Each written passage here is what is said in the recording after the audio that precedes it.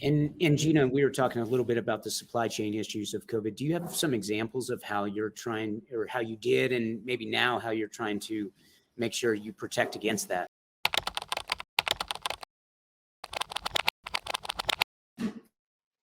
Yeah, I think we're seeing a lot of vendor changeovers. In the past 2 years, a lot of companies had to close their doors. And so if you don't reach out to them sooner than later, you may assume you have a resource you didn't actually have.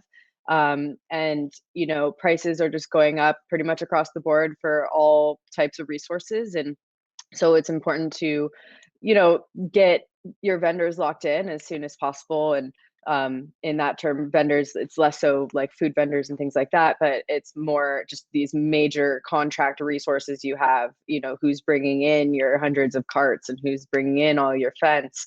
And they ultimately are having supply chain issues.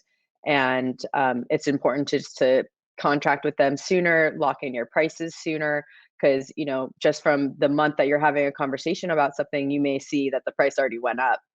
So I think it's important that you just move on things faster. Another aspect to it is being mindful of what a cancellation policy looks like on all the contract terms, and understanding, if you're paying a deposit on something, what happens to that deposit if you do have to cancel, and does it roll over, does it not?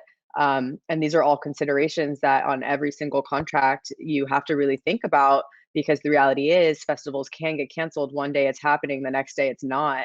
And there's not always this big lead time of knowing this. Like in the current climate, anything can happen. You feel you're fine so many months out.